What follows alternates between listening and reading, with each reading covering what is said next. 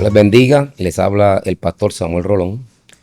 Estamos llevando a través de estos medios el podcast de la Iglesia de Avivamiento, la Vid Verdadera, y tendremos como tema Fija tus ojos en Cristo. Este podcast estará trayendo temas de actualidad y de sumo interés, no solo del pueblo del Señor, sino de muchos hermanos y amigos que están interesados en los mismos. Temas que se han discutido en nuestras escuelas dominicales y estudios bíblicos, y sé que han sido de bendición para la iglesia local y lo serán para todos aquellos que se acerquen a estos medios. Tenemos con nosotros a dos miembros de nuestra amada iglesia. Ella es la hermana Mari Cedeño y el hermano Raúl Rosado, quienes estarán compartiendo con nosotros el tema que vamos a tratar en el día de hoy, que es el tema del racismo. Tema que sabemos que existe en Puerto Rico, en muchas partes del mundo, y muchas veces, triste decirlo, ¿verdad? Pero a veces hasta las iglesias han sido tocadas de cerca por este mal que vamos a ver hoy. Les pedimos a la hermana Mari que ella nos hable acerca del racismo, cómo podemos definirlo para beneficio de aquellos que están sintonizando. El Señor nos bendiga. Según el diccionario de la Real Academia Española, se define el racismo como creencia que sostiene la superioridad de un grupo étnico sobre los demás, lo que conduce a la discriminación o persecución social. En Arroyo y Habichuela, cuando una persona o grupo de personas son despreciados, menospreciados, se les da un trato diferente, cruel, simplemente por su lugar de origen. A la misma vez también puede conllevar, si una persona tiene cierto tono de piel, pues simplemente porque ese color de piel una persona entiende que no le favorece, no le agrada, puede discriminar también hacia esa persona. ¿El racismo es un problema de salud mental o es un problema social como tal? No, es un problema social que tiene elementos de salud mental, porque típicamente es algo que se va aprendiendo a través de la crianza y el niño va aprendiendo a discriminar a raíz de la familia en la que se va a desarrollar. ¿Qué grupos podríamos decir que son los que más se ven afectados con este tipo de situación? O sea, los grupos minoritarios mayormente, grupos donde tienen poco acceso al poder. Por ejemplo, personas que pertenecen a pueblos que ya son discriminados socialmente, como podría ser un Haití o grupos donde vienen migrando a otro país, típicamente van a recibir discriminación por su nación de origen. ¿Usted cree que en la iglesia existe racismo, hermana Mari? Lamentablemente sí. Sí. Obviamente yo digo que el que dice ser cristiano y comete racismo, pues no ha tenido un verdadero encuentro con el Señor, pero es un tema que... Quiere decir que el racismo es algo que va en contraposición a los principios de la palabra de Dios. Totalmente. ¿Y cómo usted cree que se debe bregar dentro del cuerpo de Jesucristo, ¿verdad?, con este tema? Primeramente, llevando a las personas a la luz de la palabra, ¿verdad? Porque tenemos un Dios que nos dice la misma palabra en Juan 3:16, que de tal manera amó Dios al mundo.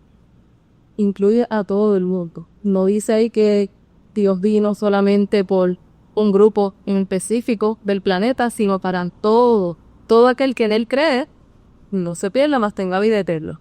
Y, ¿verdad? La Biblia nos menciona varios ejemplos. Por ejemplo, Génesis 12:3 nos dice: en ti serán benditas todas las familias de la tierra.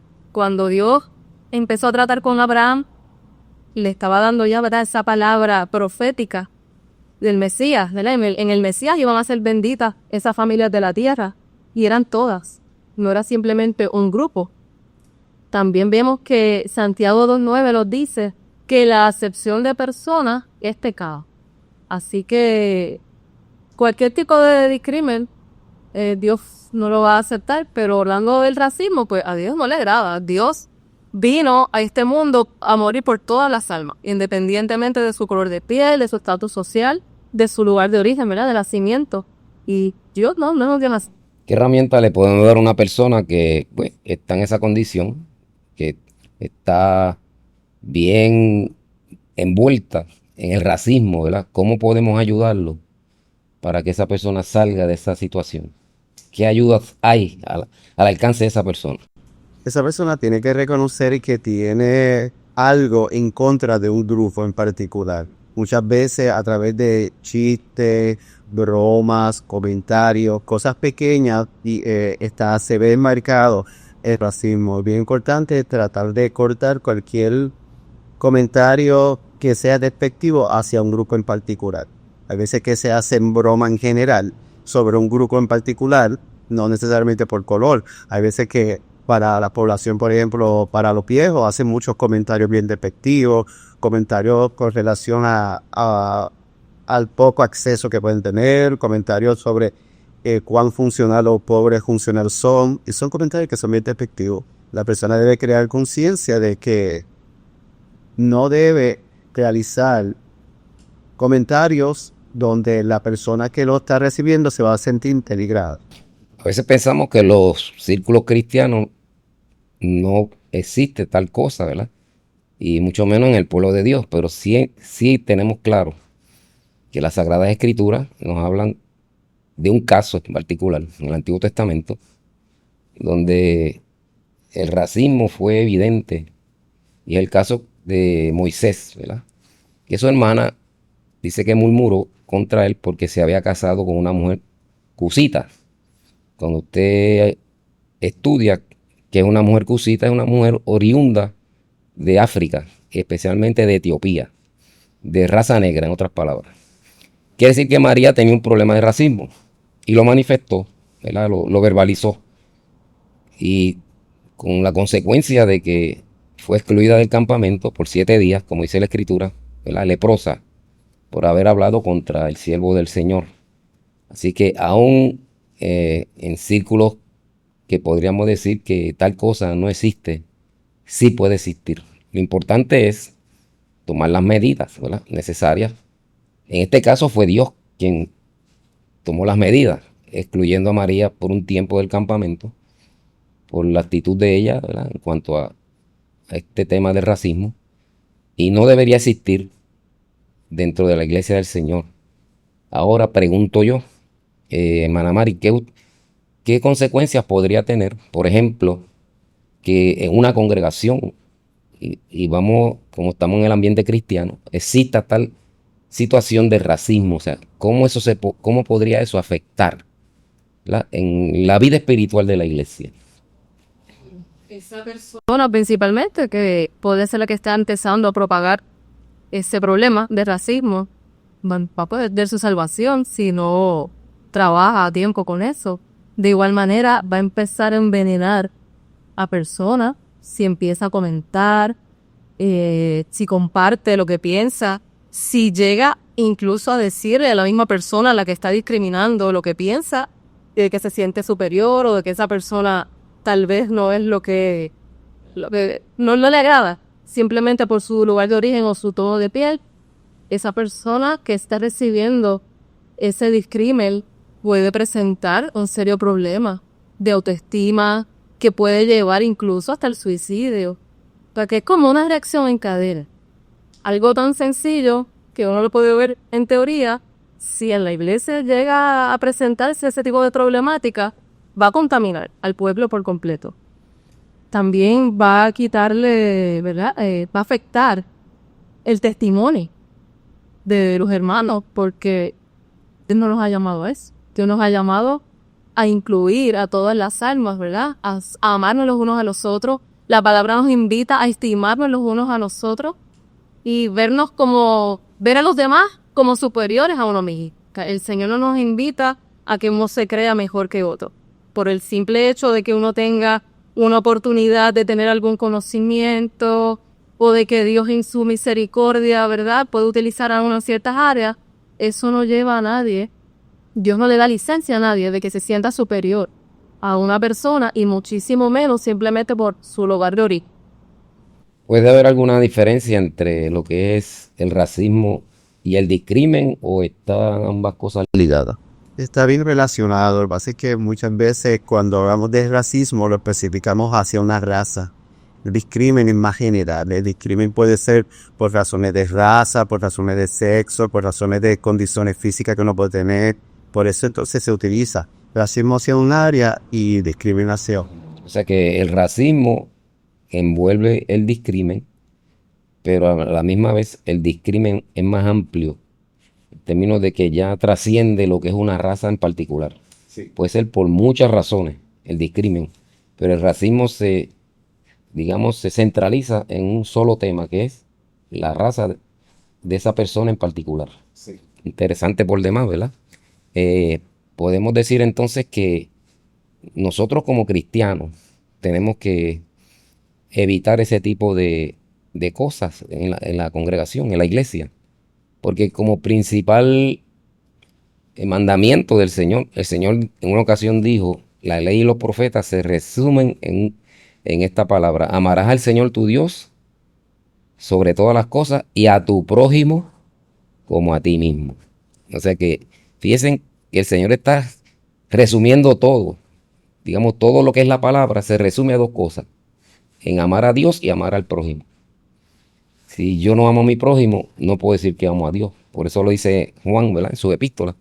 ¿Cómo puedes tú decir que amas a Dios si a quien tú no ves, si tú no amas a tu hermano, ¿verdad?, a quien tú puedes ver?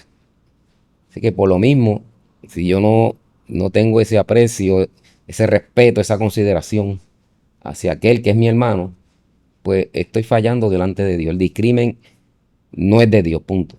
El discrimen trae controversia, trae situaciones negativas, puede inclusive hasta traer situaciones de violencia, ¿verdad? Creo que históricamente lo hemos visto en términos de, ¿verdad?, de lo que es el racismo, como en la historia de Estados Unidos, en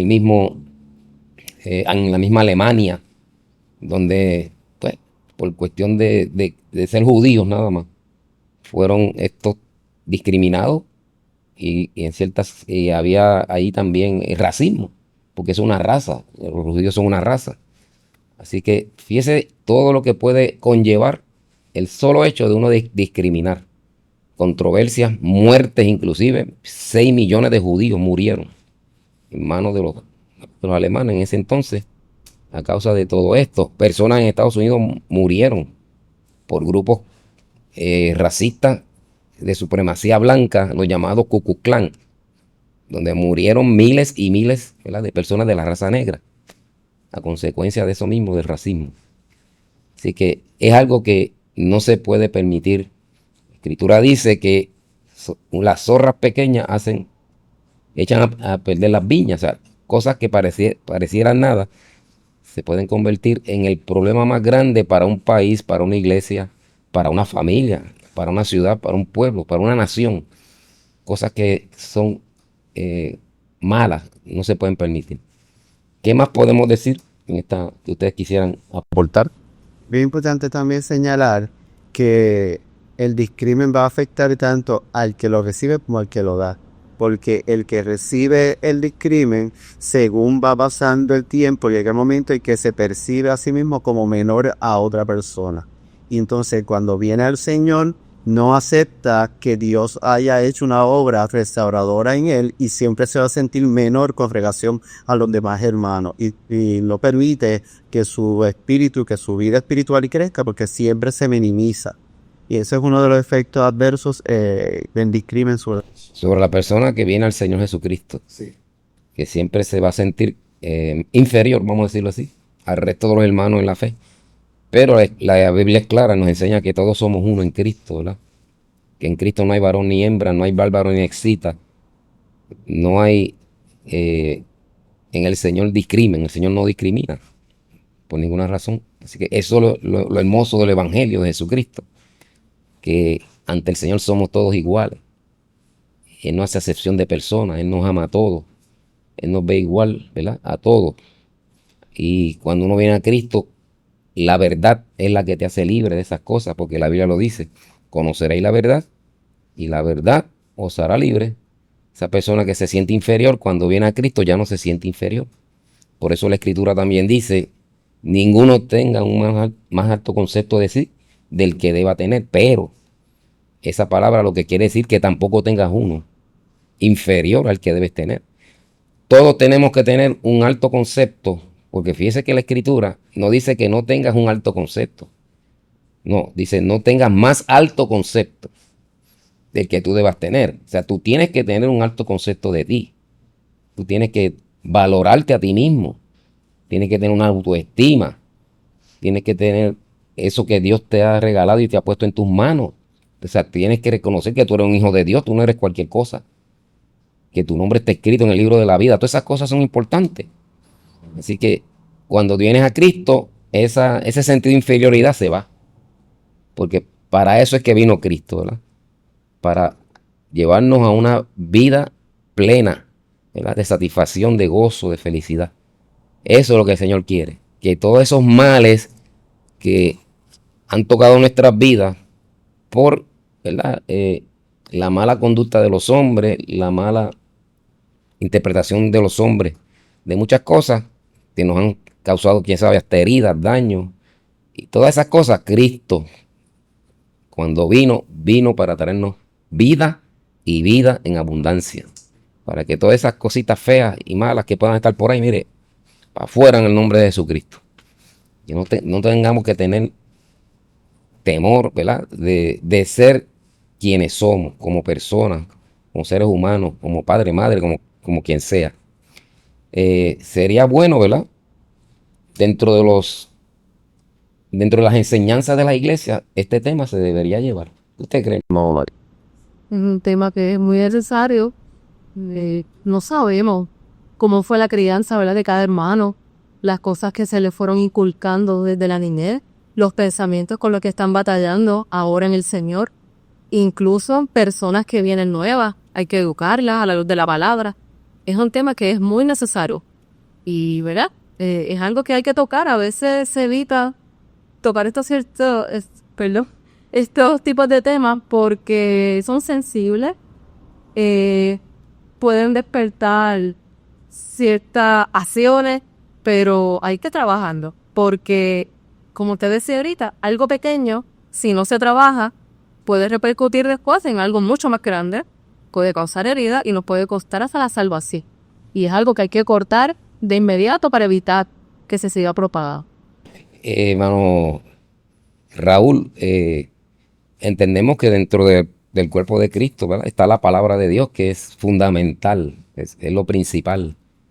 Pero hay situaciones en que se necesita, ¿verdad?, llevar a esa persona a un nivel o a un entendimiento que sea el aceptable para que se pueda sentir, ¿verdad?, cómodo dentro del servicio del Señor.